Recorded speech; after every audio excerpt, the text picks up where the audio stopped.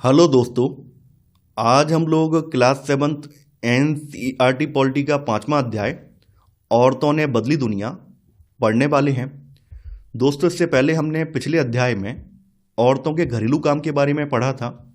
वहाँ पर मैंने आपको बताया था कि पारंपरिक भारतीय समाज में औरतों के घरेलू काम को बहुत ज़्यादा महत्व तो नहीं दिया जाता है। अक्सर पुरुषों को ये लगता है कि जो घरेलू काम है वो औरतों की स्वाभाविक जिम्मेदारी है और ये काम औरतों को ही करना चाहिए। इसलिए वो औरतों के घरेलू काम को काम ही नहीं मानते हैं, बल्कि उनकी स्वाभाविक जिम्मेदारी मान लेते हैं। आपने देखा भी होगा कि आपके घरों में जो आपकी माएँ, आपकी पत्नी या आपकी जो बहन जो घर का काम कर रही हैं, तो आप उन्हें घर के काम के लिए कोई वेतन वगैरह प्रदान नहीं करते हैं, ना ही उन्हें बहुत ज़्यादा क्रेडिट देते हैं, क्योंकि आपके दिमाग में ये बैठा हुआ है कि घरेलू काम तो औरतों की स्वाभाविक जिम्मेदारी है। यहाँ तक कि घरेलू काम में लगे हुए जो नौकर हैं उन्हें भी बहुत ज़्यादा सैलरी नहीं दी जाती है, ना ही बहुत ज़्यादा रेस्पेक्ट मिलती है। घरेलू काम के बारे में सबसे खराब बात यह है कि यहाँ पर कोई निश्चित समय नहीं है। ये काम जो है सुबह से लेकर शाम तक चलता है, यानी यहाँ पर पूरे दिन ये काम चलता है। सुबह से लेकर शाम तक कोई इसका निश्चित समय नहीं है और ना ही इसमें कोई छुट्टी का प्रावधान है। जैसे अन्य जॉब में होता है कि संडे को छुट्टी मिल गई, हमें त्योहारों पर छुट्टी मिल गई। यहाँ पर उल्टा ये होता है कि जब संडे आता है या छुट्टियाँ जब होती हैं या त्यौहार स्टार्ट होते हैं तो घरेलू काम का जो बर्डन होता है वो बढ़ जाता है।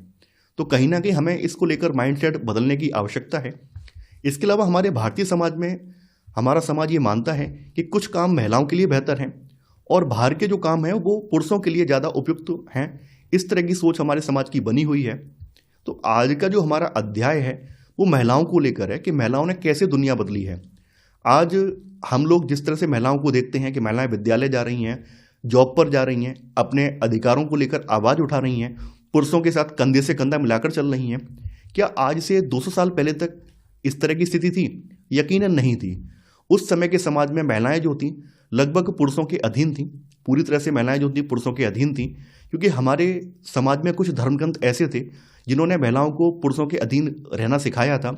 कुछ धर्मग्रंथों में यहाँ तक कहा गया था कि बाल्यकाल में महिलाओं को पिता के अधीन, शादी के बाद अपने पति के अधीन और वृद्धावस्था में पुत्र के अधीन रहना चाहिए। तो इन सब धर्मग्रंथों के प्रभाव की वजह से हमारे समाज में महिलाओं को लेकर एक डोमिनेंट टाइप की सोच बनी हुई थी, यानी कि यहाँ पर पुरुष अपने आप को बेहतर मानते थे और महिलाओं को अपने से कमतर मानते थे और महिलाओं को अपने नीचे दबाकर रखते थे। तो महिलाओं ने आज से करीब 200 साल पहले से अपने अधिकारों को लेकर महिलाओं ने संघर्ष स्टार्ट किया है, अपने आप को पहचाना है, अपने अधिकारों को लेकर जागरूक हुई हैं और उन्होंने आवाज़ उठाई है। तो जैसे जैसे समय बीतता गया है उन्हें अधिकार मिलते गए हैं। तो आज आप लोग जो देख रहे हैं कि महिलाएं विद्यालय में पढ़ने जा रही हैं, जॉब पर जा रही हैं या अन्य अधिकारों की बात कर रही हैं, तो वो सब अधिकार उन्हें जो मिले हैं वो इन संघर्षों का ही परिणाम है। तो आज के अध्याय में हम यही सब चीज़ें डिस्कस करने वाले हैं। अब यहाँ पर है कम अवसर और कठोर अपेक्षाएं। जैसा कि मैंने आपको बताया था कि अक्सर हमारा ये समाज मानता है कि कुछ काम जो है महिलाओं के लिए बने हैं और कुछ काम में पुरुष बेहतर हैं। तो हमारे समाज ने अपने अंदर एक सोच बिठा ली है कि कुछ काम महिलाओं को करने चाहिए और कुछ काम केवल पुरुषों को ही करनी चाहिए। जैसे अक्सर हम लोग ये मान लेते हैं कि महिलाएं सहनशील होती हैं, विनम्र होती हैं, ये हमारी सोच है, जबकि ऐसा नहीं है। महिलाएं भी तेज तर्रार होती हैं, लड़ाकू टाइप की होती हैं, फाइटर टाइप की होती हैं। लेकिन हमारे समाज में अधिकांश लोगों की सोच ये है कि महिलाएं जो विनम्र हैं, सहनशील हैं। तो समाज ये अपेक्षा करता है कि चूंकि ये विनम्र भी हैं, सहनशील भी हैं, तो नर्स या जो टीचर जैसे प्रोफेशन है वो महिलाओं के लिए बने हैं। ऐसे हमारे समाज में माना जाता है, अधिकांश लोग ये मानते हैं कि जो तकनीकी काम है, विज्ञान के काम है, तकनीकी काम है, रिसर्च वाले काम है, वो लड़कियों के लिए या महिलाओं के लिए नहीं बने हैं, क्योंकि महिलाओं में इतना दिमाग नहीं होता है। ये मैं नहीं कह रहा हूँ, ये समाज की सोच कह रही है। कई लोग ये भी मानते हैं कि महिलाओं की जिम्मेदारी ये है कि थोड़ी सी शिक्षा प्राप्त करने के बाद वो शादी कर लें, शादी करके अपना घर संभालें। तो यही सब वजह से हमारे समाज में क्या होता है कि पढ़ाई के तुरंत बाद लड़कियों को कैरियर में आगे नहीं बढ़ने दिया जाता है और कैरियर में उन्हें वो सहयोग नहीं मिल पाता है जो लड़कों को मिलता है। कई जगह पर, कई परिवारों में लड़कियों की शिक्षा के बाद उनका जो शादी करना है वही उनका एकमात्र लक्ष्य मान लिया जाता है कि भाई लड़की की पढ़ाई पूरी हो गई, अब शादी कर दो। उसके बाद उन्हें ना तो कोई जॉब करनी है, ना ही अपने कैरियर के बारे में सोचना है, बस परिवार को पूरा करना है। उनकी जिम्मेदारी ये मान ली जाती है। तो कई लड़कियों की माइंड में ये भर दिया जाता है कि आपको शादी करना ही आपके जीवन का अंतिम लक्ष्य है। ऐसे ही पुरुषों को लेकर ये सोच बनी हुई है कि पुरुष जो हैं तकनीकी दिमाग वाले होते हैं, तो विज्ञान और तकनीकी जो कार्य हैं जैसे कि इंजीनियरिंग, पायलट या फिर जो जटिल कार्य हैं, उनके लिए पुरुषों को सक्षम माना जाता है। पुरुषों को लेकर हमारे समाज में धारणा एक बनी हुई है, क्योंकि हमारा समाज पितृसत्तात्मक समाज है। यहाँ पर पुरुष जो है केंद्र में है, परिवार का मुखिया माना जाता है। तो पुरुषों से अपेक्षा ये की जाती है कि पुरुष जो है अच्छी नौकरी लें, अधिक वेतन वाली नौकरी हो, सम्मान वाली नौकरी हो। तो पुरुषों पर अधिक वेतन वाली नौकरी प्राप्त करने का दबाव बना रहता है। इसके अलावा अगर पुरुष महिलाओं के जैसे अगर सहनशील या विनम्र होते हैं, बात बात पर रोने वाले होते हैं, तो समाज में उन्हें चिढ़ाया जाता है कि भाई तू कैसे लड़की जैसा रो रहा है। मर्द का मतलब क्या होता है कि मर्द को दर्द नहीं होना चाहिए। इस तरह की आपने कहानी बचपन में भी सुनी होगी कि लड़के रोते नहीं हैं, जबकि ऐसा नहीं है। ह्यूमन बीइंग है, महिला पुरुष दोनों ही रोते हैं। लेकिन हमारे समाज में एक सोच बनी हुई है कि मर्द रो नहीं सकते हैं, मर्द अपनी फीलिंग्स जाहिर नहीं कर सकते हैं। तो यहाँ पर वही चीज़ बताई गई है कि यदि यहाँ पर लड़के दूसरों की तरह व्यवहार नहीं करते हैं, दूसरे लड़कों की तरह व्यवहार नहीं करते हैं, तो उन्हें चिढ़ाया जाता है और उन्हें धौंस दी जाती है कि भाई तू तो क्या मर्द बनेगा, तू तो मर्द ही नहीं है। इस तरह की बातें हमारे यहाँ बोली जाती हैं। अब आगे है यहाँ पर परिवर्तन के लिए सीखना। देखिए, आप लोग जैसा कि जानते होंगे, आपने अपने परिवारों से, अपने माँ बाप से सीखा भी होगा कि शिक्षा जो है जीवन का आधार है।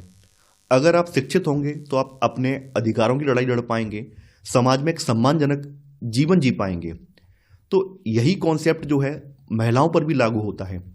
आज से करीब 200 साल पहले जब भारत में अंग्रेजों ने आधुनिक पद्धति के स्कूल स्थापित करवाए थे, उस समय महिलाओं को पढ़ने लिखने की आज़ादी नहीं थी। उस समय केवल जो लड़के थे वही विद्यालयों में जाते थे।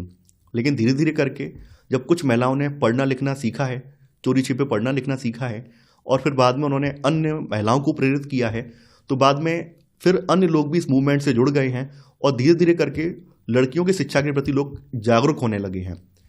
तो यहाँ पर वही सब चीज़, वही सब कहानी बताई गई है। यहाँ पे बताया गया है कि अतीत में कुछ ही लोग ऐसे थे जो कि लिखना और पढ़ना जानते थे।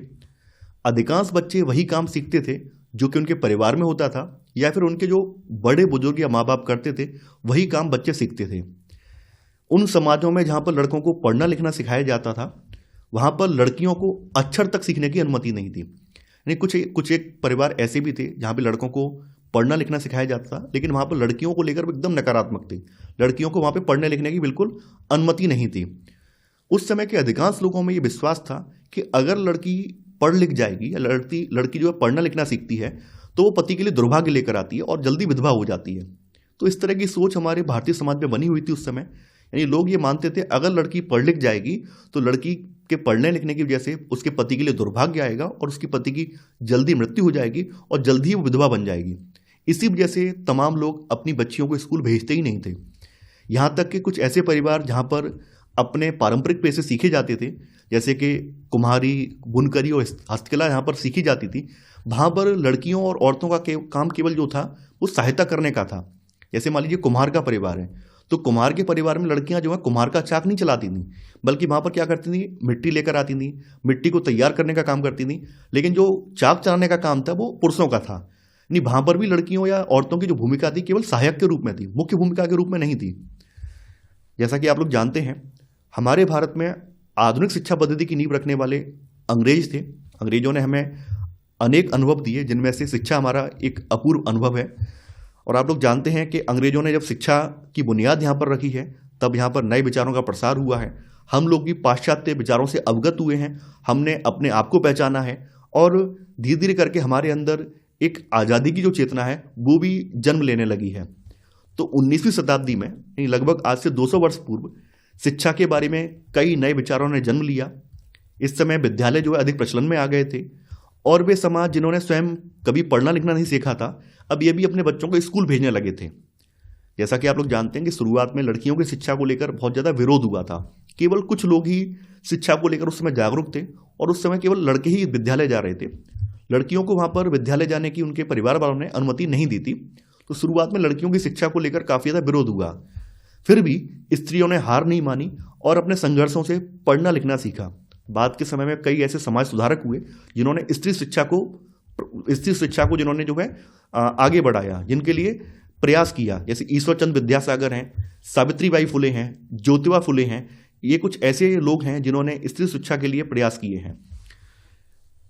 देखिए, यहाँ पर नोट के रूप में कुछ चीज़ बताई गई है। जैसे हमारे भारत की स्थिति वर्तमान की बताई गई है कि हमारे यहाँ आज भी लगभग ग्रामीण परिवेश में 76% महिलाएं जो हैं ये कृषि और से संबंधित कार्यों में शामिल हैं।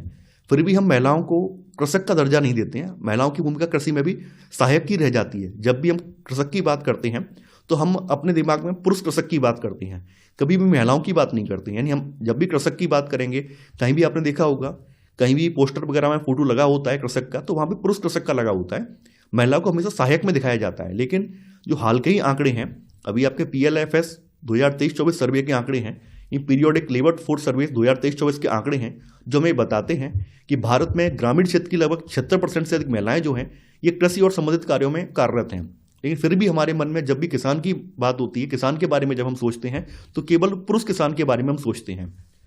अब यहाँ पर कुछ ऐसे एग्जाम्पल दिए गए हैं जिन्होंने परिवर्तन के लिए रूढ़िवादी परंपराओं को तोड़कर एक नए युग का सूत्रपात किया।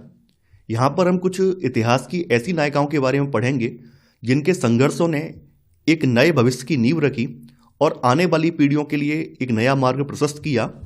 तो यहाँ पर हम लोग रूढ़ियों को तोड़ती हुई मिसालें देखेंगे, कुछ ऐसे उदाहरण देखेंगे जिन्होंने स्त्री शिक्षा के लिए प्रयास किए। तो यहाँ पर सबसे पहले नाम आता है राजसुंदरी देवी का। देखिए, राजसुंदरी देवी का जन्म जो है ये पश्चिम बंगाल में हुआ था। एक संपन्न परिवार में इनका जन्म हुआ था। इनका विवाह जो है बहुत कम आयु में, करीब 14 साल की एज में इनका विवाह एक जमींदार परिवार में हो गया था। जैसा कि आप लोग जानते हैं, उस समय के समाज में लड़कियां पढ़ने लिखने नहीं जाती थीं, लड़कियों को पढ़ने लिखने की आज़ादी नहीं थी, वो केवल घर तक घरेलू कामों तक ही सीमित थीं। तो उस समय क्या है कि जब कम एज में इनका शादी हो गई है और धीरे धीरे करके जब इनकी उम्र आगे बढ़ी है, इनका एक बेटा भी हुआ है और उस समय ही स्कूलों का प्रसार भी होना स्टार्ट हो गया है। तो इनके मन में भी ये विचार आने लगे हैं, क्यों ना मुझे भी पढ़ना चाहिए, क्यों ना महिलाओं के लिए मुझे कुछ करना चाहिए।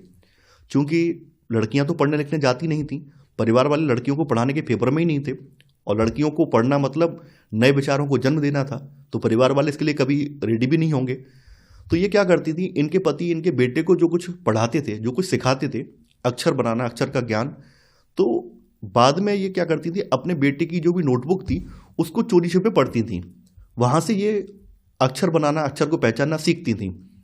इन्होंने जो है अपने पति की एक किताब थी चैतन्य भागवत, जो कि एक संत की जीवनी है, जो कि वो पढ़ा करते थे, उसके कुछ पन्ने चुरा लिए और चोरी छिपे उन पन्नों को, जो अक्षर इन्होंने अपने बेटे की पाठ्य पुस्तक से सीखे थे, उससे मिलान करके पढ़ती थी।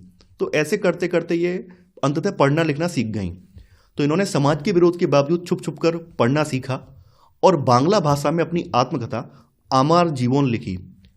ये आमार जीवन जो है ये किसी भारतीय महिला द्वारा लिखी गई पहली आत्मकथा है। ये काफ़ी ज़्यादा महत्वपूर्ण है। कई बार पूछा जाता है कि किसी भारतीय महिला द्वारा लिखी हुई पहली आत्मकथा कौन सी है, तो ये आमार जीवन है, जो कि राजसुंदरी देवी के द्वारा लिखी गई थी। इसके बाद अगला नाम आता है पंडिता रमाबाई का। देखिए, पंडिता रमाबाई भी कभी स्कूल नहीं गई। इन्होंने भी अपने माता पिता से ही इन्होंने पढ़ना लिखना सीखा। चूँकि इन्हें संस्कृत का ज्ञान था, तो संस्कृत पढ़ने लिखने के सीखने की वजह से इन्हें पंडिता की उपाधि दी गई।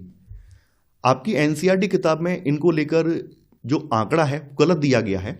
वहाँ पे बताया गया कि 1898 में इन्होंने खेड़गांव के पास एक मिशन की स्थापना की, जो कि गलत है। इन्होंने जो है 1889 में पुणे के पास खेड़गांव में मुक्ति मिशन को स्थापित किया। मुक्ति मिशन क्या था? ऐसी महिलाएं जो कि परिवार के द्वारा त्याग दी जाती थी या विधवा महिलाएं थीं जिनको परिवार में जगह नहीं मिलती थी, तो उनके लिए इन्होंने स्कूल खोला। उन्हें वहाँ पर पढ़ाई लिखाई के साथ साथ स्किल्स की भी ट्रेनिंग दी जाती थी। छोटे मोटे लघु कुटीर उद्योग करने की भी ट्रेनिंग वहाँ पर दी जाती थी। तो इन्होंने 1889 में पुणे के पास खेड़गांव में मुक्त मिशन स्थापित किया, जहाँ पर विधवा स्त्रियों और गरीब औरतों को पढ़ने लिखने और स्वतंत्र होने की शिक्षा दी जाती थी। तो जैसा कि मैंने आपको बताया कि यहाँ पे स्किल्स की ट्रेनिंग भी ये देती थी, जैसे कि लकड़ी से चीज़ें बनाना, छापा खाना चलाना, ये कुशलताएं भी इन्हें सिखाई जाती थी। इसमें अगला नाम आता है रुकैया सखावत हुसैन का, यानी जिनको बेगम रुकैया सखावत हुसैन भी कहा जाता है। तो ये प्रमुख एक मुस्लिम स्कॉलर भी हैं और मुस्लिम लड़कियों की शिक्षा के लिए इनके अग्रणी प्रयास भी रहे हैं। इनका जन्म भी एक धनी परिवार में हुआ था। इन्हें जो है उर्दू पढ़ना और लिखना आता था, हालांकि उन्हें बांग्ला और अंग्रेजी सीखने से रोका गया। यानी चूंकि मुस्लिम परिवार से थी तो इन्हें उर्दू पढ़ना लिखना तो आता था, लेकिन बांग्ला और अंग्रेजी भाषा सीखने से रोका गया, क्योंकि उस समय के समाज को ऐसा लगता था कि अगर लड़कियां अंग्रेजी पढ़ लिख जाएंगी तो बिगड़ जाएंगी, अंग्रेजों की तरह उद्दंड हो जाएंगी। तो इस तरह से लोग जो थे लड़कियों की शिक्षा को लेकर वो अंग्रेजी सिखाने के पक्षधर नहीं थे। तो यहाँ पर वही चीज़ इनके भी साथ भी है। इन्होंने भी मतलब अंग्रेजी जो है अपने घर में ही सीखी है, अपने भाई बहन के सहयोग से अंग्रेजी सीखी है। तो यहाँ पे वो बात बताई भी गई है कि उस समय अंग्रेजी को एक ऐसी भाषा के रूप में देखा जाता था जो लड़कियों के सामने नए विचार रखती थी, जिन्हें लोग लड़कियों के लिए ठीक नहीं मानते थे। तो रुकैया हुसैन ने भी क्या है, अपने बड़े भाई और बहन के सहयोग से बांग्ला और अंग्रेजी पढ़ना और लिखना सीखा है। और बाद में इन्होंने सुल्ताना ड्रीम नाम की एक कहानी लिखी है, जिसमें लेडी नेल नाम की एक जगह है, यानी इन्होंने एक काल्पनिक कहानी लिखी है सुल्ताना का स्वप्न 1905 में। तो यहाँ पर इन्होंने एक लेडी लैंड नाम की जगह कल्पना में अपनी बताई है, कहानी में बताई है कि जहाँ पर सब कुछ महिलाएं संचालन कर रही हैं, महिलाएं यहाँ पर केंद्र बिंदु में हैं, महिलाएं यहाँ पर उड़ने वाली कार चला रही हैं, महिलाएं यहाँ पर युद्ध लड़ रही हैं। तो ये सब चीज़ें यहाँ पर इन्होंने अपनी कहानी में कल्पना के रूप में बताई हैं। तो यहाँ पर बताया है कि जिसमें महिलाओं द्वारा हवाई कार चलाने और बौद्धिक शक्ति से दुनिया चलाने की कल्पना इसमें की गई थी। देखिए, इनके बारे में अभी आपकी एनसीईआरटी में आंकड़ा गलत लिखा हुआ है। आपकी एनसीईआरटी में दिया गया है कि 1910 में इन्होंने कोलकाता में स्कूल स्थापित करवाया, जो कि गलत है। इन्होंने जो सबसे पहले 5 मार्च 1909 को बिहार के भागलपुर में सखावत मेमोरियल गर्ल्स स्टार्ट किया। चूंकि इनके पति की मृत्यु हो गई थी, तो पति के मृत्यु के बाद परिवार में संपत्ति का विवाद उपजा। तो संपत्ति के विवाद के चलते इन्हें जो ये स्कूल खोला था, ये बंद करना पड़ा और खुद कोलकाता के लिए स्थानांतरित होना पड़ा। फिर बाद में इन्होंने कोलकाता जाकर वहाँ पर एक किराए के घर में 1911 में यही विद्यालय फिर से स्टार्ट कर दिया। तो ऐसे करके जब भी बेगम रुकैया सखावत हुसैन का नाम आएगा तो आप बता देंगे कि इन्होंने 2 जगह विद्यालय स्थापित किए थे, एक तो बिहार के भागलपुर में और दूसरा कोलकाता में। अब देखिए, एक अगला नाम भी आता है जो कि अभी आपके आधुनिक समाज से ही है। ये नाम है लक्ष्मी लाकरा का। लक्ष्मी लाकरा जो है झारखंड की एक गरीब आदिवासी परिवार की महिला हैं, जिनका बचपन काफ़ी ज़्यादा गरीबी में बीता है। इनके माता पिता पढ़े लिखे नहीं हैं। जैसे तैसे करके इन्होंने सरकारी विद्यालय से शिक्षा हासिल की। शिक्षा प्राप्त करने के बाद इन्होंने सरकारी जॉब की तैयारी की और ये उत्तरी रेलवे की पहली इंजन चालक, यानी जो आपका ट्रेन का इंजन होता है, वो लोको पायलट ये बनी। तो ऐसे करके इनका नाम भी इतिहास में दर्ज हो गया। आगे यहाँ पर वर्तमान समय में शिक्षा और विद्यालयों की क्या स्थिति है, उसके बारे में हम लोग यहाँ पे डिस्कस करेंगे। आप लोग जानते हैं कि इतिहास की नायिकाओं के संघर्ष की वजह से आज वर्तमान में लाखों की संख्या में लड़कियां विद्यालय जा पा रही हैं, अपनी शिक्षा पूरी कर पा रही हैं और जॉब कर पा रही हैं। तो आज के युग में लड़के और लड़कियां बड़ी संख्या में विद्यालय जा रहे हैं।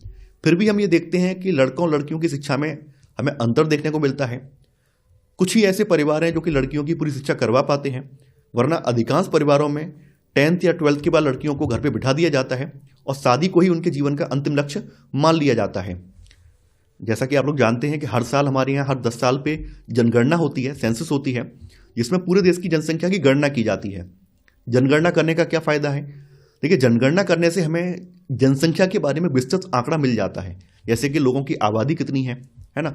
इसके अलावा उनकी आयु ग्रुप कितने हैं, यानी उनमें किस किस एज ग्रुप के लोग कितने कितने हैं, पढ़ाई का स्तर क्या है, उनमें से कौन कौन से लोग क्या क्या काम करते हैं। तो ये सब चीज़ें हमें जनगणना से मिल जाती हैं और इस जानकारी का हम इस्तेमाल अनेक बातों के आकलन के लिए करते हैं, जैसे कि समाज में शिक्षित लोगों की संख्या कितनी है, जो पुरुष स्त्री रेशियो है वो कितना है, यानी जेंडर रेशियो कितना है। तो जनगणना से हमें ये सब चीज़ें पता चलती हैं। यहाँ पर कुछ पुरानी जनगणना के आंकड़े दिए गए हैं। आप लोग जानते हैं कि हमारे यहाँ अभी जो 2021 की जनगणना होनी थी वो हो नहीं पाई है, कोरोना की वजह से वो जनगणना पोस्टपोन्ड हो गई और अभी 2026 में आके वो स्टार्ट हुई है, जो कि 27 तक या 28 तक कंप्लीट करनी है। तो अभी भी हमारे यहाँ 2011 की जनगणना के आंकड़े ही चल रहे हैं। 1961 की जनगणना के अनुसार सब लड़कों और पुरुषों का 40% शिक्षित था, अर्थात वे कम से कम अपना नाम लिख सकते थे। लेकिन हमारे यहाँ पर साक्षरता का जो पैमाना है वो ये है कि 7 साल से ऊपर का कोई भी स्त्री पुरुष जो अपना नाम लिख और पढ़ सकता है उसको साक्षर माना जाता है। इसकी तुलना में उस समय लड़कियों या स्त्रियों का केवल 15% भाग शिक्षित था। ये 1961 की बात हो रही है, यानी 1961 की आबादी में जितनी भी पुरुष आबादी है उसमें से केवल 40% पुरुष ही साक्षर थे और उस समय की जितनी भी महिला आबादी थी उसमें 15% महिला ही साक्षर थी। अभी जो आपकी लेटेस्ट जो जनगणना है 2011 वाली जो जनगणना है, इसके अनुसार लड़कों पुरुषों की ये संख्या जो है 82.14% हो गई है और शिक्षित लड़कियों और स्त्रियों की जो संख्या है 65.46% है। यानी पहले की तुलना में 1961 की जनगणना की तुलना में 2011 के सेंसस में महिला पुरुष की साक्षरता का जो रेशियो है बड़ा है। फिर भी हम ये देखते हैं कि यहाँ पर पुरुषों के मुकाबले जो महिलाओं की साक्षरता दर है ये कम है। यहाँ पर आप देख भी पा रहे हैं, ये हमें ये दर्शाता है कि आज भी लोग महिलाओं की शिक्षा को लेकर उतने ज़्यादा जागरूक नहीं हैं, अन्यथा यहाँ पर महिला और पुरुष की जो साक्षरता दर है ये बराबर होती। इसके अलावा हमारे भारत में एक गंभीर समस्या ये भी है कि यहाँ पर लोग अपनी स्कूली शिक्षा पूरी नहीं कर पाते हैं, बीच में ही विद्यालय छोड़ देते हैं। तो यहाँ पर जो स्कूल छोड़ने की दर है, ड्रॉप आउट रेट है, उसके बारे में भी बात हुई है। आप लोग जानते हैं कि हमारे यहाँ पर कुछ ऐसे समुदाय हैं जो कि सदियों से हाशिए पर रहे हैं, खास करके आपके अनुसूचित जाति यानी दलित समुदाय, जिनको शेड्यूल कास्ट कहा जाता है, आदिवासी समुदाय और मुस्लिम समुदाय। ये कुछ ऐसे समुदाय हैं जहाँ पर लड़कियाँ जो बीच में ही विद्यालय छोड़ देती हैं। यहाँ पर लड़कियों के स्कूल ड्रॉप आउट करने की दर समाज के अन्य वर्गों की अपेक्षा ज़्यादा है। यहाँ पर आपकी किताब का ही एक आंकड़ा यहाँ पर दिया गया, टेबल दी गई है, जो कि स्कूल शिक्षा में औसत वार्षिक ड्रॉप आउट दर को दर्शाती है। ये 2014-15 का आंकड़ा है, चूँकि पुराना आंकड़ा है फिर भी हमें एक आइडिया लग जाता है। यहाँ पर आप देख पा रहे हैं, प्राथमिक स्तर की बात करें तो प्राथमिक स्तर पर जो सब बच्चों का ड्रॉप आउट होता है, इससे लड़कों का बताया गया 4.36%, लड़कियों का 3.88%। लेकिन यहाँ पर आप देख पा रहे हैं जो अनुसूचित जाति के बच्चे हैं, इनमें लड़कों का जो ड्रॉप आउट रेट है सामान्य लड़कों की अपेक्षा ज़्यादा है, 4.71 है। वहीं लड़कियों का ड्रॉप आउट भी आप देख पा रहे हैं, सामान्य में जो लड़कियों का ड्रॉप आउट 3.88% है, उसकी तुलना में यहाँ पर ही ज़्यादा है, 4.20% है। ऐसे ही जो शेड्यूल ट्राइब वाले हैं, जनजातीय बच्चे हैं, आदिवासी समाजों के बच्चे हैं, तो यहाँ पर आप देख पा रहे हैं यहाँ पर भी शिक्षा में लड़कों का जो ड्रॉप आउट रेट है वो ज़्यादा है, 7.02% है। लड़कियों का जो है एससी की तुलना में भी ज़्यादा है, 6.84% है। ऐसे ही जब हम प्राथमिक से उच्च प्राथमिक में जाते हैं तो यहाँ पर ड्रॉप आउट रेट और बढ़ जाता है। आप देख भी पा रहे हैं यहाँ पर ड्रॉप आउट रेट और ज़्यादा बढ़ गया है। माध्यमिक तक आते आते नहीं, माध्यमिक 9, 10, 11, 12 यहाँ पर और भी ज़्यादा है। ऐसे आप देख पा रहे हैं कि माध्यमिक में जो सामान्य लड़के और लड़कियाँ हैं, इनका drop out school drop out rate कितना है, 17.21% लड़कों का है और 16.88% लड़कियों का है। वहीं जो शेड्यूल कास्ट या दलित समाज की लड़कियां हैं या लड़के हैं, उनका ड्रॉप आउट यहाँ बताया गया, लड़कों का ड्रॉप आउट है 19.64% है और लड़कियों का ड्रॉप आउट है 19.05% है। ऐसे ही यहाँ पर जो आदिवासी समाजों के बच्चे हैं, अनुसूचित जनजाति के बच्चे हैं, उनका ड्रॉप आउट यहाँ बताया गया है, लड़कों का जब है 24.94% और लड़कियों का 24.40%। तो देखिए ये अभी हाल के ही 7-8 साल पुराने आंकड़े हैं, यानी MHRD के 2018 का डेटा है, उसके आंकड़े यहाँ दिए गए हैं। तो यहाँ पर आप इन आंकड़ों के आधार पर देख सकते हैं कि आज भी हमारे समाज में जो अनुसूचित जाति और अनुसूचित जनजाति की लड़कियाँ हैं, उनके स्कूल के छोड़ने की दर अधिक है। सभी श्रेणी की लड़कियों की तुलना में इनके स्कूल छोड़ने की जो दर है अधिक है। यानी इसका अर्थ ये हुआ कि दलित और आदिवासी पृष्ठभूमि की लड़कियों के स्कूल में रहने की संभावना कम रहती है। और कम क्यों रहती है उसके भी हम कुछ कारण डिस्कस करेंगे। देखिए मैंने यहाँ पर अतिरिक्त में जो आपके हाल के कुछ आंकड़े हैं वो यहाँ पर शामिल किए हैं, इससे आपको एक आइडिया लग जाएगा। यहाँ पर ये हालांकि ये आंकड़े जो हैं जातिवार या यूँ कहें कि ये कैटेगरी वाइज तो नहीं है, लेकिन फिर भी हमें एक आइडिया लग जाता है कितने बच्चे स्कूल को छोड़ देते हैं, बीच में ही ड्रॉप आउट कर देते हैं। गवर्नमेंट ये कह रही है कि आने वाले सालों में जो ड्रॉप आउट रेट है इसमें कमी आई है, वो बात यहाँ पर दर्शाई भी गई है। तो भारत में शिक्षा मंत्रालय द्वारा जारी यूडाइस प्लस 2024-25 की जो नवीनतम रिपोर्ट है, इसके अनुसार स्कूल छोड़ने की जो दर है इसमें पिछले वर्षों की तुलना में उल्लेखनीय सुधार हुआ है। तो यहाँ पर आप देख पा रहे हैं शिक्षा का स्तर है, ड्रॉप आउट दर 2022-23, ड्रॉप आउट दर 2023-24, ड्रॉप आउट दर 2024-25 तो कंपेयर किया गया। यहाँ प्राइमरी में 2022-23 में 8.7% ड्रॉप आउट रेट थी, अभी 23-24 में घटकर 3.7% रह गई है। 2024-25 तक आते आते 2.3% रह गई है। ऐसी अपर प्राइमरी में उस समय 8.1% थी 2022-23 में, 23-24 में ये 5.2% रह गई है और 24-25 में ये 3.5% रह गई है। सेकेंडरी की बात करें तो सेकेंडरी का ड्रॉप आउट रेट 2022-23 में 13.8% था, 23-24 में 10.9% हो गया है और अभी 24-25 में ये 8.2% हो गया है। यानी कहने का मतलब ये है कि ड्रॉप आउट रेट में गवर्नमेंट के प्रयासों की वजह से कमी आई है। अब कम बच्चे विद्यालय छोड़ रहे हैं। हालांकि जो अनुसूचित जाति, अनुसूचित जनजाति और मुस्लिम वर्ग के जो बच्चे हैं उनके ड्रॉप आउट रेट अभी भी उच्च बने हुए हैं। हमें 2011 की जो जनगणना है इससे ये पता चलता है कि अनुसूचित जाति और अनुसूचित जनजाति लड़कियों की अपेक्षा मुस्लिम लड़कियों की प्राथमिक शिक्षा पूरी करने की जो संभावना है कम रहती है। यानी हमारे यहाँ पर एक आंकड़ा ये भी बताता है कि SC/ST समाजों की जो लड़कियाँ हैं इनकी तुलना में जो मुस्लिम समाजों की लड़कियाँ हैं वो कम साल स्कूल में बिता पाती हैं। यानी यहाँ पर मुस्लिम लड़कियाँ स्कूल में लगभग 3 वर्ष रह पाती हैं, जबकि जो अन्य समाज हैं उनकी लड़कियां स्कूल में औसतन 4 वर्ष का समय बिता पा रही हैं। ये 2011 के सेंसस की बात है, 2011 के सेंसस से पता चल रहा है। यानी यहाँ पे मुस्लिम समाज की लड़कियों की स्थिति और ज़्यादा डाउन है और ज़्यादा गिरी हुई है। SC/ST की फिर भी उनसे अच्छी है, लेकिन मुस्लिम समाज की लड़कियों की स्थिति और ज़्यादा दयनीय है। तो कहीं ना कहीं हमें इस पर वर्क करना है। अब यहाँ पे कुछ प्रमुख कारण बताए गए हैं जो हमें बताते हैं कि वास्तव में ये बच्चे स्कूल क्यों छोड़ रहे हैं, उसकी कारण बताते हैं। तो दलित, आदिवासी और मुस्लिम बच्चों के स्कूल छोड़ने के प्रमुख कारण बताए गए हैं। सबसे पहली बात तो ये है कि जो ग्रामीण और गरीब क्षेत्र हैं, यहाँ पर उचित स्कूलों की कमी है, स्कूल है ही नहीं, स्कूल की अवसंरचना की कमी है। कई स्थानों पर अगर स्कूल खुले हुए हैं तो वहाँ पर योग्य शिक्षकों का अभाव है। एक ही शिक्षक 100 बच्चों को हैंडल कर रहा है, 2 शिक्षक 100 बच्चों को हैंडल कर रहे हैं, तो पढ़ाई तो हो ही नहीं पा रही है। इसके अलावा जो ग्रामीण या आदिवासी क्षेत्र हैं, वहाँ पर विद्यालय घर से काफ़ी ज़्यादा दूर हैं और परिवहन की सुविधा नहीं है। तो परिवहन की सुविधा ना होने की वजह से भी बच्चे स्कूल नहीं जा पा रहे हैं। महिलाओं को लेकर हमारे समाज में भी आप लोग जानते होंगे, हमारे यहाँ महिलाओं को लेकर क्राइम ज़्यादा होता है, खास करके महिलाओं को लेकर हिंसा ज़्यादा होती है। इस वजह से कई परिवारों के लोग जो हैं अपनी लड़कियों को इसी डर से विद्यालय नहीं भेजते हैं। तो सुरक्षा और सामाजिक कारणों की वजह से भी लड़कियों को लोग स्कूल नहीं भेजते हैं। परिवार की जो आर्थिक कमजोरी है, परिवार की आर्थिक कमजोरी भी है ग्रामीण इलाकों में, तो उस वजह से भी सभी बच्चों की पढ़ाई संभव नहीं है। तो ऐसे में लोग क्या करते हैं, लड़कियों की पढ़ाई बंद करा देते हैं और लड़कों की पढ़ाई जारी रखते हैं, क्योंकि लोगों के दिमाग में ये सोच बनी हुई है कि लड़कियां तो पराए घर जाएंगी, इन्हें तो क्या है, घर का ही काम संभालना है, लड़के बाहर का काम करेंगे। तो लड़कों को पढ़ाई लिखाई पूरी करा देते हैं ताकि वो कमा के लाएं, लड़कियों को घरेलू काम ही करना है। इस वजह से भी हमारे यहाँ लोग लड़कियों को विद्यालय नहीं भेजते हैं। फिर स्कूल में शिक्षकों सहपाठियों के द्वारा भेदभाव होता है। जैसे कि आपने ओम प्रकाश वाल्मीकि के बारे में पढ़ा था, डॉक्टर BR अम्बेडकर की कहानी आपने सुनी होगी कि कुछ समाजों के बच्चे जो हैं शेड्यूल कास्ट और शेड्यूल ट्राइब से आने वाले बच्चों की हुटिंग करते हैं, उनको परेशान करते हैं, उनको उनके रंग या उनकी नस्ल के आधार पर उनके साथ भेदभाव करते हैं। इस वजह से भी तमाम बच्चों के अंदर हीन भावना भर जाती है और बच्चे स्कूल जाना ही नहीं चाहते हैं। ये भी कुछ एक कारण है। तो हमने यहाँ पर उन कारणों के बारे में बात कर ली है जिसकी वजह से बच्चे स्कूल छोड़ने को विवश हो रहे हैं। अब आगे यहाँ पर महिला आंदोलन के बारे में बात की गई है। देखिए, जैसा कि आप लोग जानते हैं, महिलाओं को हमारे भारतीय समाज में सदियों से दबा के रखा गया है और करीब 200 साल पहले से महिलाओं ने शिक्षा के लिए संघर्ष स्टार्ट किया। तो उनका संघर्ष केवल शिक्षा प्राप्ति तक समाप्त नहीं हुआ, बल्कि उन्होंने पुरुषों के समान अधिकार प्राप्त करने के लिए लगातार प्रयास किए, आंदोलन रत रहीं। तो वर्तमान में आप लोग देखते भी होंगे कि महिलाओं को बहुत सारे अधिकार गवर्नमेंट ने कानून बनाकर प्रदान भी किए हैं। तो अब महिलाओं और लड़कियों को पढ़ने का और स्कूल जाने का अधिकार है। अन्य क्षेत्र भी हैं जैसे कानूनी सुधार, हिंसा और स्वास्थ्य, जहां लड़कियों और महिलाओं की स्थिति बेहतर हुई है। औरतों ने व्यक्तिगत स्तर पर और आपस में मिलकर इन परिवर्तनों के लिए संघर्ष किया है। यानी आप लोग देखते होंगे कि महिलाओं को लेकर तमाम कानून भी पारित किए गए, खास करके डोमेस्टिक वायलेंस को लेकर। तो ये सब जो कानून बने हैं, ये महिलाओं के आंदोलनों का असर है। तभी सरकार को इनको लेकर इन पर ध्यान देना पड़ा और महिलाओं के फेवर में कानून बनाने पड़े। इन संघर्षों को महिला आंदोलन कहा जाता है।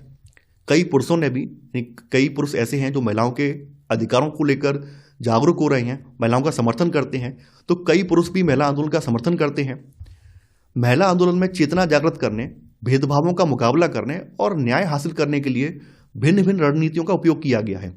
यानी महिलाओं ने जो आंदोलन किए हैं, उन आंदोलनों में अपनी बात को जन जन तक पहुंचाने के लिए, भेदभाव का मुकाबला करने के लिए, सरकार को जगाने के लिए तमाम रणनीतियों का उपयोग किया। इनमें से पहली रणनीति है अभियान चलाना, कैंपेनिंग करना, है ना। किसी चीज़ को लेकर, किसी मुद्दे को लेकर हम अभियान चलाते हैं तो इसको कैंपेनिंग कहते हैं, कैंपेनिंग या अभियान कहते हैं। तो भेदभाव और हिंसा के विरोध में अभियान चलाना महिला आंदोलन का एक महत्वपूर्ण हिस्सा है। महिलाओं के अभियानों के फलस्वरूप ही घरेलू हिंसा से महिलाओं का संरक्षण अधिनियम 2005 ये सरकार ने पारित किया। खास करके जब महिलाओं के साथ घर में हिंसा होती है, मारपीट की जाती है, तो इनको लेकर पुरुष समाज बहुत ज़्यादा सचेत नहीं था। ऐसा लगता था कि महिलाओं को क्या दबा के रखो, मारो पीटो, जो मन में आए वो करो।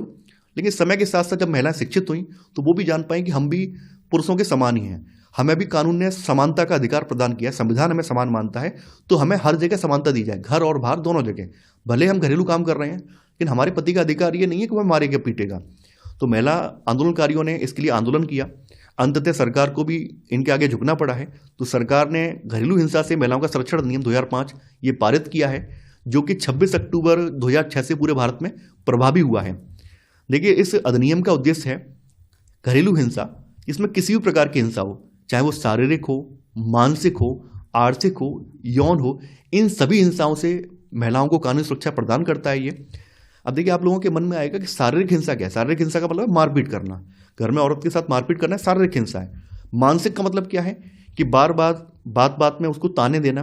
जैसे आपने देखा होगा कि तू घर से क्या लाई है, तेरे बाप ने कितना दहेज दिया है, इस तरह की बातें खास करके लड़कियों के साथ की जाती हैं। उन्हें ताने दिए जाते हैं, तेरे बाप ने हमें दहेज में कुछ नहीं दिया है। इस तरह की अभद्र भाषा का प्रयोग भी होता है।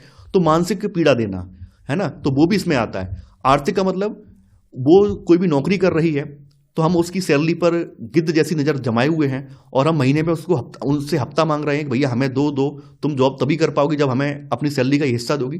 तो आर्थिक हिंसा।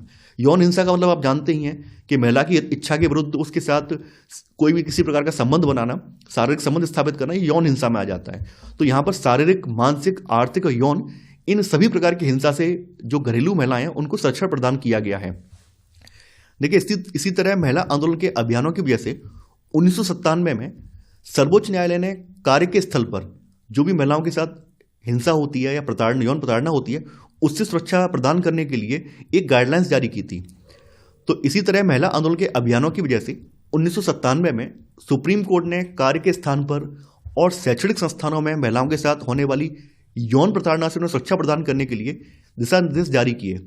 और सुप्रीम कोर्ट ने इन निर्देशों को विशाखा गाइडलाइंस के रूप में जाना जाता है। सुप्रीम कोर्ट ने जो गाइडलाइंस 1997 में जारी की हैं कि कार्यस्थल पर महिलाओं के साथ कोई भेदभाव नहीं किया जाएगा, उनके साथ कोई यौन हिंसा या अभद्रता नहीं की जाएगी, तो इसके लिए गाइडलाइंस जारी की, जिनको विशाखा गाइडलाइंस के रूप में जाना जाता है।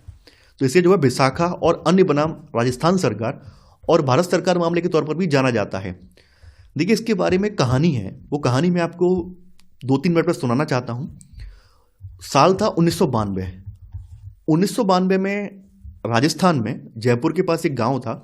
वहाँ पर एक महिला वर्कर थी जो कि एक समाज सेवी वर्कर थी। उस सरकार के थ्रू वो काम कर रही थी। उसका काम क्या था, गांव में जो भी चाइल्ड मैरिज होती हैं उनके बारे में सरकार को सूचना देना, है ना, अन्य जो गतिविधियां गांव में हो रही हैं महिलाओं को लेकर, उनके बारे में सरकार को समय समय पर सूचना देना।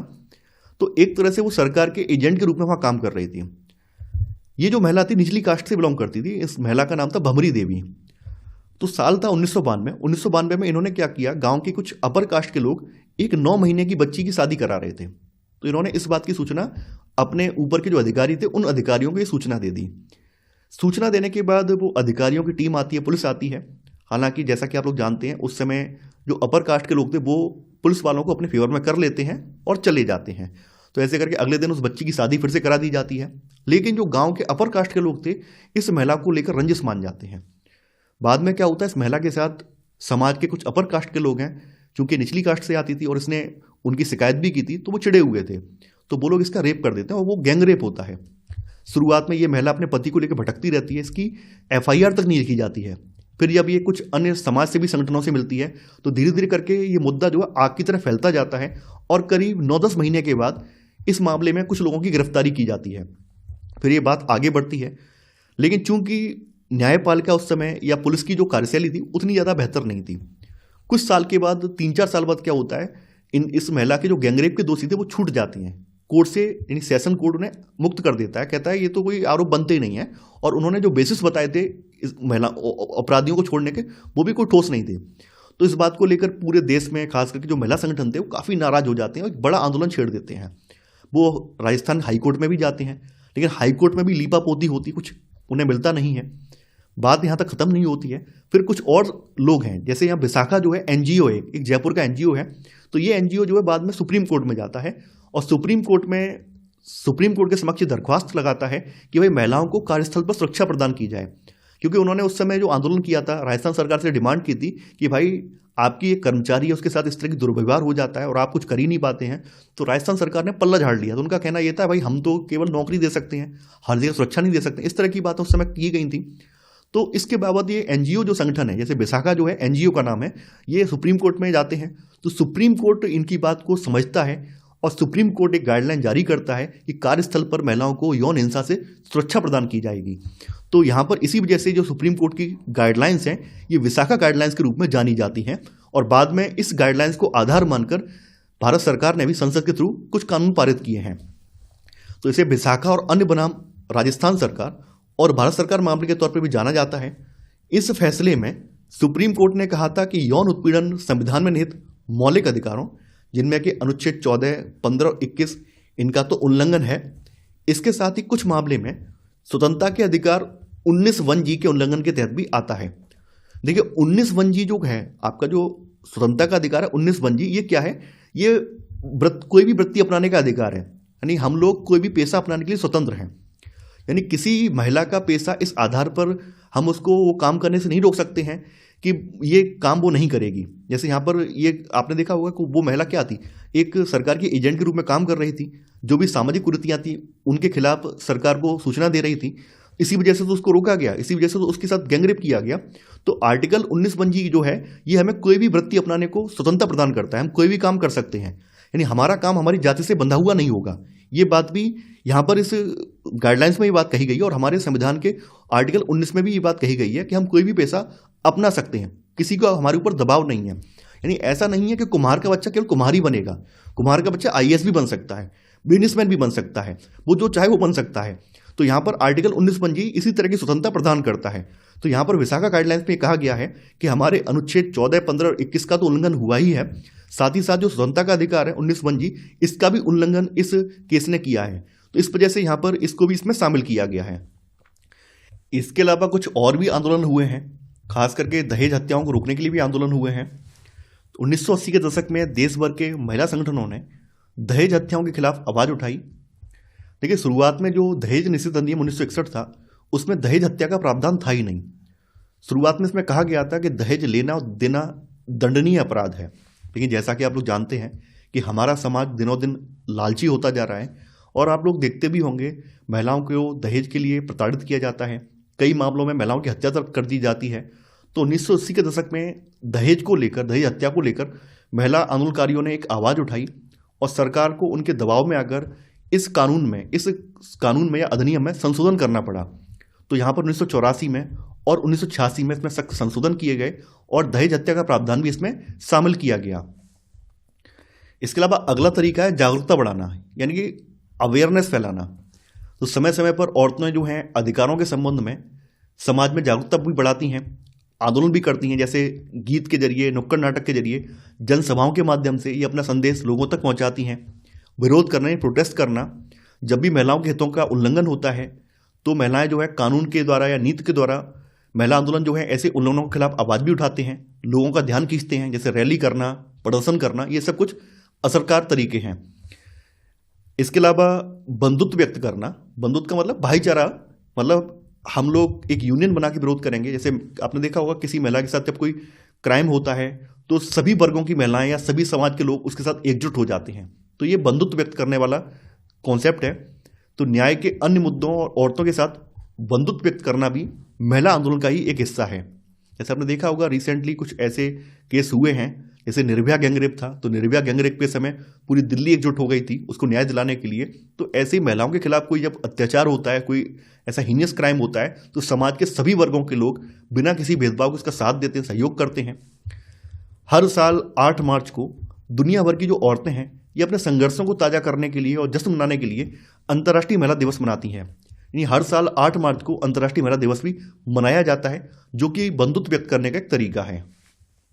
इसके अलावा आपका जो सस्टेनेबल डेवलपमेंट गोल 4 है, जिसमें समावेशी और समान गुणवत्तापूर्ण शिक्षा की बात की गई है, तो ये भी बहुत ज़्यादा महत्वपूर्ण है। यानी हमारा SDG 4 जो है ये कहता है कि सभी के लिए समावेशी, समान और गुणवत्तापूर्ण शिक्षा सुनिश्चित की जाए और साथ ही साथ जीवन भर सीखने के अवसर भी प्रदान किए जाए।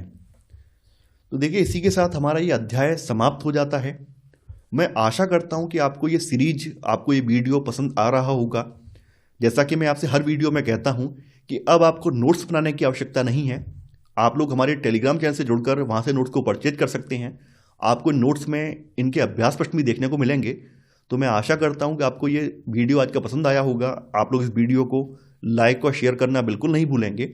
तो आज के लिए इतना ही। Thanks for watching. जय हिंद।